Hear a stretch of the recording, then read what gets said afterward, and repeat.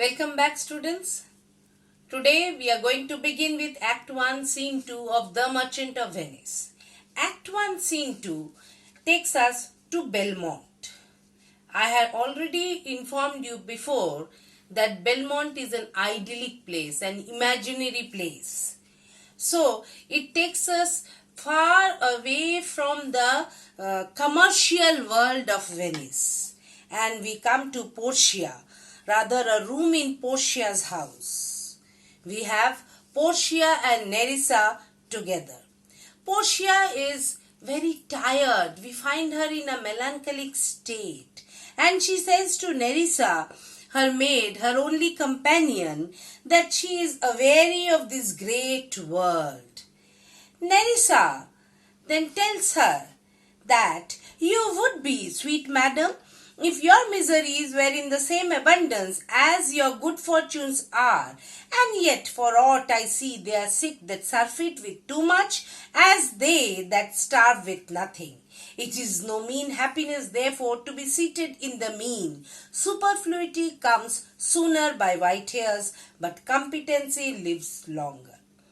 Nerissa, Portia's companion, she says to Portia, she agrees that yes, she appears to be tired, but she tells that yes, you should be tired, you can get tired if your miseries are as plentiful as your good fortunes.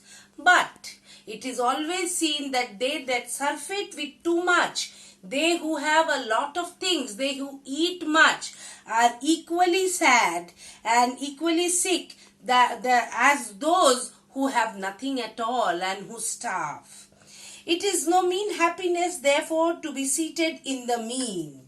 Here she tells that happiness always remains in the middle, and superfluity comes sooner by white hairs. Those who have a lot of things, those who have too much, they grow old quickly, but those who have just enough, they live longer. Portia then tells Nerissa good sentences and well pronounced, and Nerissa tells her that they would be better if well followed.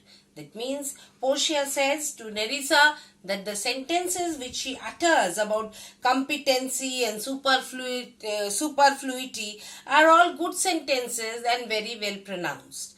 Nerissa tells these sentences would be better if someone follows it in proper ways.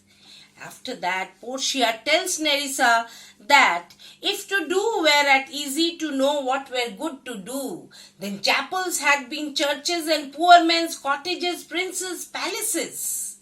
And it is a good divine that follows his own instructions. She even tells, I can easier teach 20 what were good to be done than be one of the 20 to follow mine own teachings. So Portia tells that it is very easy to know what should be done. It is very easy to teach others, and if anyone does it, then if everyone follows what he or she says, then chapels would be churches, and poor men's cottages would also become princes' palaces. And she tells that a person who follows his own instruction is a divine person. And she even mentions that I can easily teach 20 persons what should be done instead of following those my own teachings by becoming one of the students or any person whom I am advising. I just remember the story of Gautam Buddha over here. Though it is not very much linked, but still I remember once a lady came with her child to Gautam Buddha, to the Saint Gautam Buddha, and asked the saint to tell her son to avoid eating jaggery. Gautam Buddha, instead of telling anything to the child, he said to the lady to return back, to come to him after 1 week. The lady returned. She went away. She again returned back after 1 week, and then Gautam Buddha told her and the child, she explained to the child why he should not eat jaggery, why it causes harm to the body and all other things. He even told him that please do not eat jaggery. The lady was very surprised on hearing his words, and she asked him that why he could not say these words on the previous week when she had come to him. Gautam Buddha then said that as a teacher, I cannot tell a follower to do anything which I don't do. First, I have to leave eating jaggery myself. I love eating jaggery. So I stopped eating jaggery first myself, and then I can now tell the child not to eat jaggery. So it is only a divine person, only a good person who can follow his own instructions. So then Portia tells that the brain devised laws for the blood, but a hot temper leaps over a cold decree. Such a hair is madness, the youth, to skip over the measures of good counsel the cripple. But this reasoning is not in fashion to choose me a husband. Oh me, the word choose, I may neither choose who I would nor refuse who I dislike.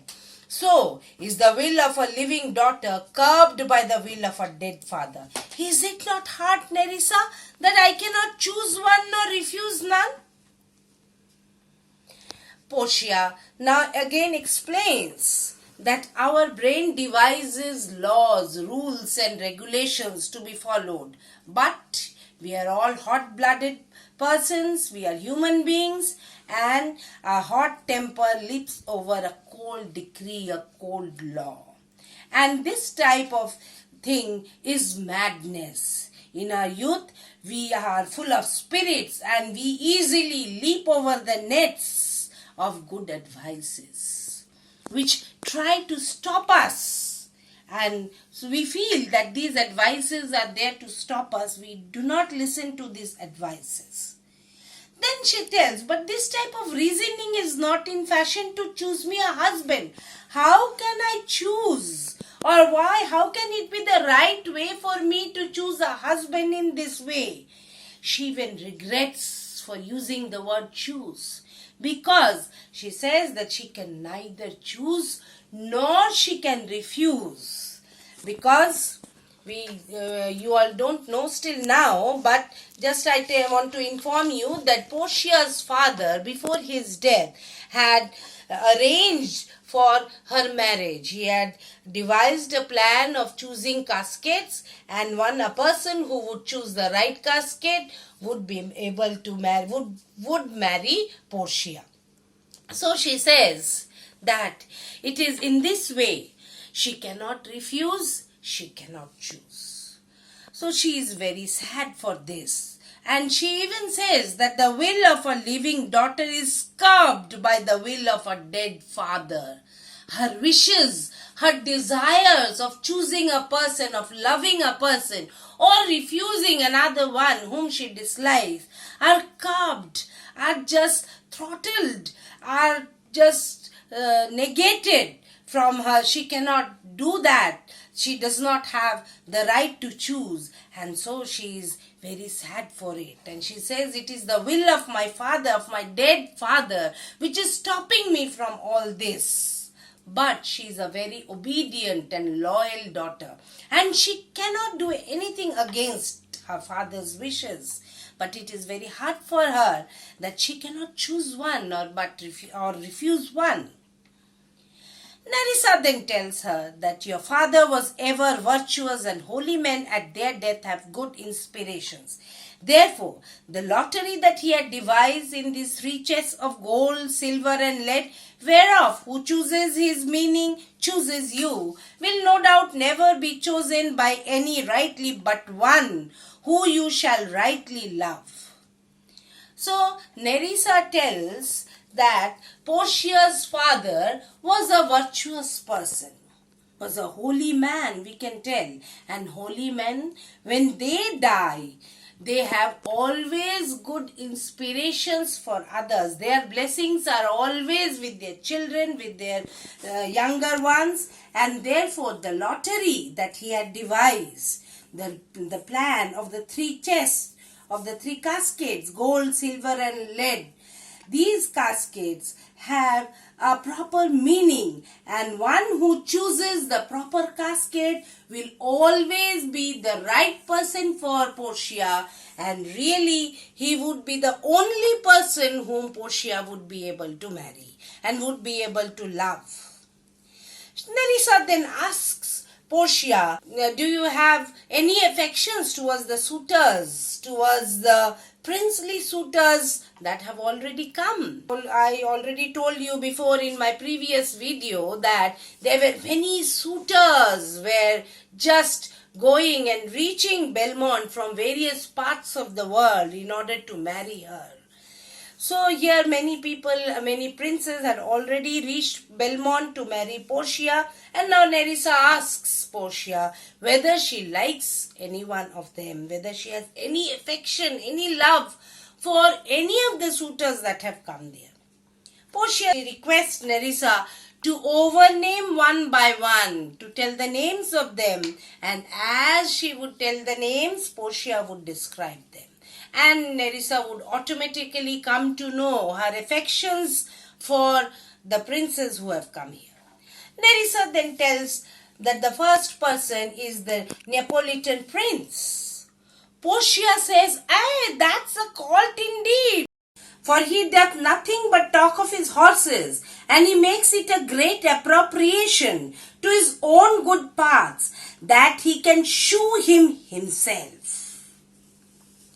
So we can well understand that Portia does not like this Neapolitan Prince. She calls him a colt and tells that the person does not talk anything else but only of horses.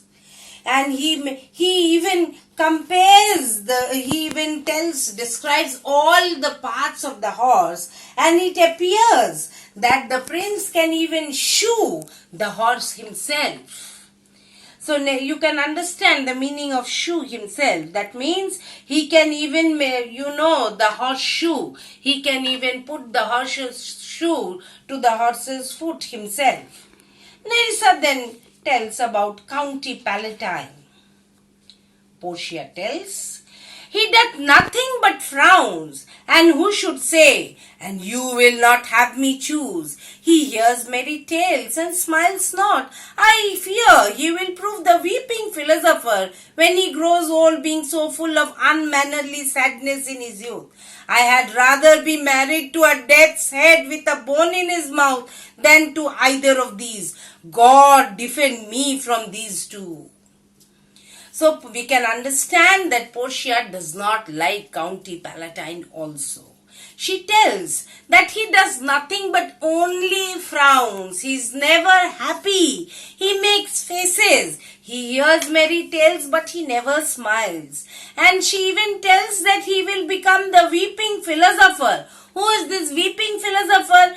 The weeping philosopher is Heraclitus of Ephesus, who was a pre-Socratic Greek philosopher. And this man, he was so distressed by mankind's stupidity, by the unmannerly behavior of human beings, that he went to live alone in the mountains. And he came to be known as the weeping philosopher. Portia tells that this man, the County Palatine, will also become the weeping philosopher when he grows old. She tells that it would be better for me to be married to Death's head with a bone in his mouth. You know the symbol of the Death's head, the skull that we find in many places. Danger symbols are made. So Death's head with a bone in his mouth, and instead of marrying these two people, and she even requests God, prays to God to defend her from these two people. Nerissa then asks about the French lord Monsieur Le Bon. Portia tells, God made him and therefore let him pass for a man. In truth, I know it is a sin to be a mocker, but why he had a horse better than the Neapolitans, a better bad habit of frowning than Count Palatine. He is every man in no man. If a throstle sing, he falls straight a capering. He will fence with his own shadow. And she tells that I should marry 20 husbands. If he would despise me, I would forgive him. For if he loves me to madness, I shall never requite him. So Portia tells that God made this French lord, Monsieur Leborn, and therefore he is a man. She does not want to mock anyone, but she tells that this man, the French Lord Monsieur Leborn, is something or someone who contains all the characteristics of the other princes. She tells he knows of horses better than Neapolitan Prince.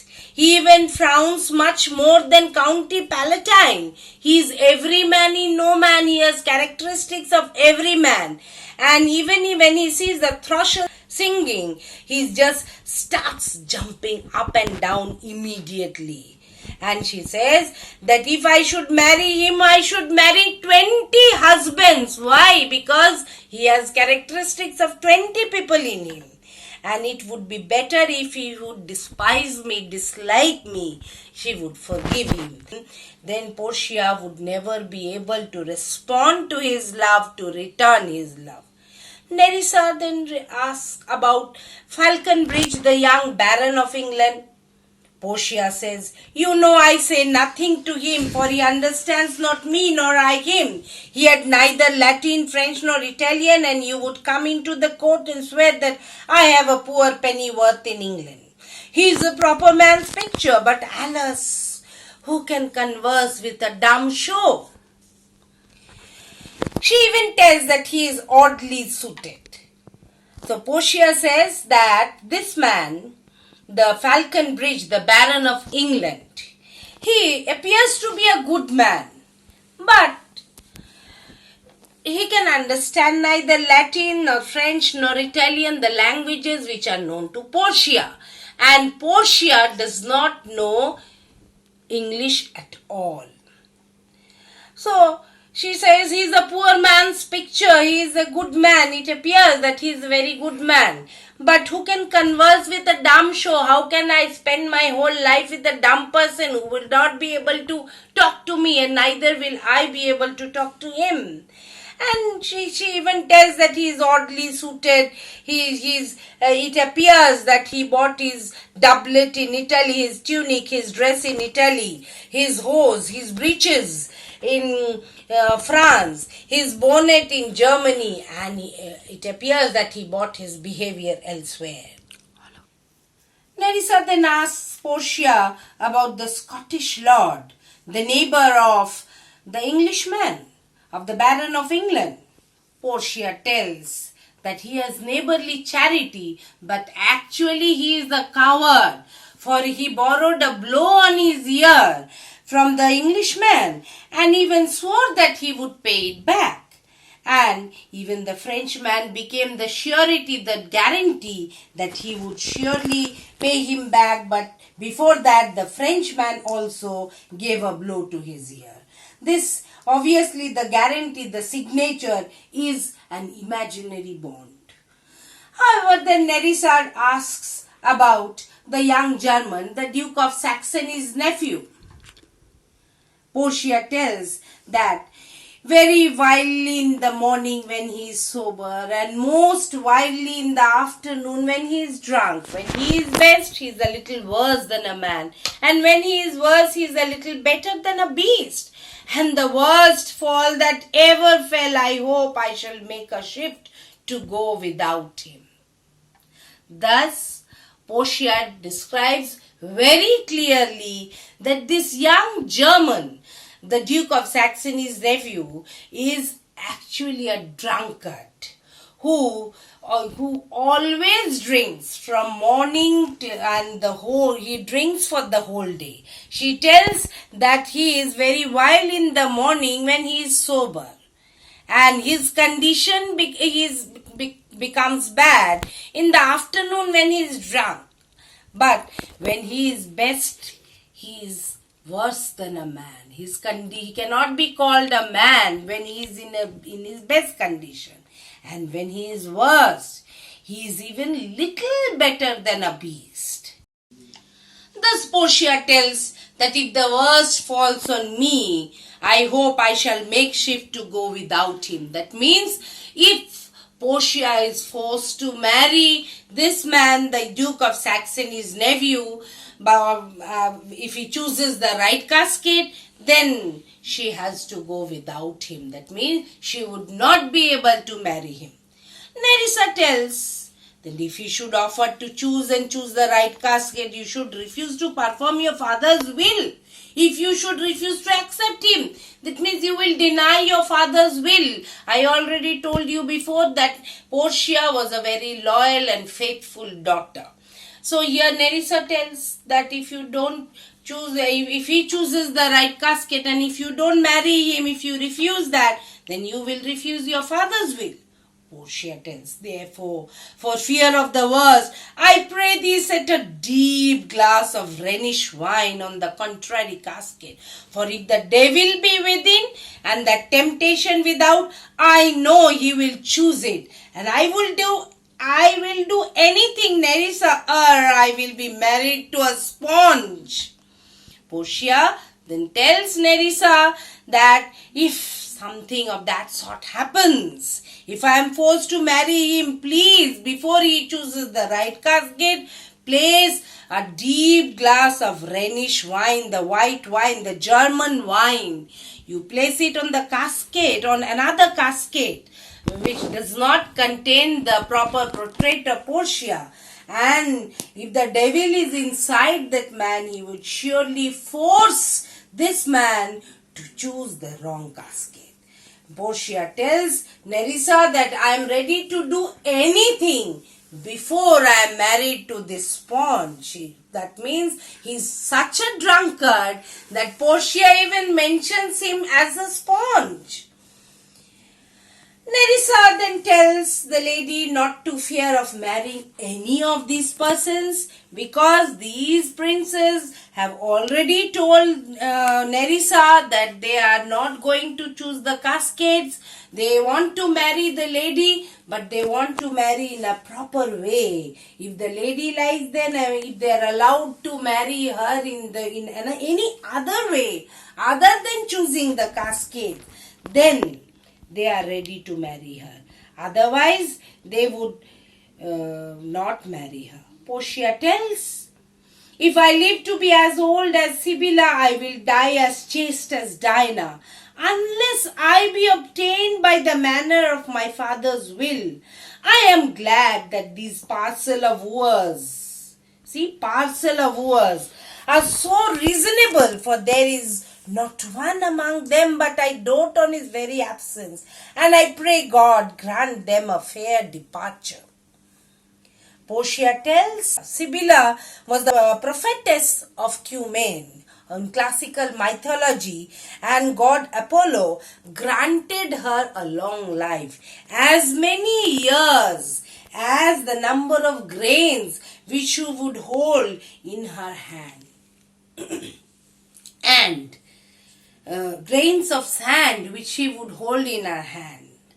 And she tells that even if I live and I become as old as Sibylla, I will not be marrying any other person. I will remain as chaste as Dinah, the goddess of virginity in classical mythology. And she tells that I will remain as Dinah, I will remain chaste, I will not marry anyone. I will only marry the person if anyone really comes to marry me, and if he has to choose the caskets according to my father's will, and then only I will marry the person. Otherwise, I will become as old as Sibylla, but I will remain as chaste as Dinah. she tells that she is glad that the parcel of wooers, that means so many princes are coming, you see, so many, already I have mentioned you the 6 names, they are all returning back. You will find in the book that this Nerissa has says that these 4 suitors are returning back, they do not want to be here. But we have already seen that there are 6 of them over here.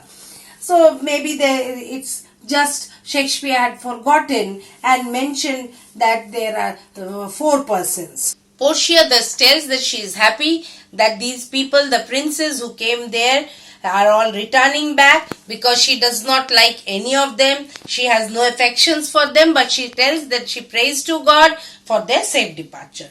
Nerissa then reminds Portia of the Venetian scholar, the soldier who came in company of Marquess of Montferrat. Portia immediately remembers that it was Bassanio. Though maybe she feels that Bassanio was not a Venetian soldier. We know that Bassanio was a nobleman, he was not a soldier. But Nerissa tells all these words to know Portia's affections for Bassanio. Portia immediately remembers Bassanio, and then Nerissa tells that yes, he of all men that ever my foolish eyes looked upon was the best deserving a fair lady. That it is only he that deserves Portia. Here we get a premonition that Bassanio is going to come surely to Belmont. He will really arrange the money. I told you before that he is in need of money, 3,000 ducats, that he will arrange the money and he will surely come to Belmont to marry Portia. Portia tells, yes, I remember him well, and I remember him worthy of thy praise. Enter a servant.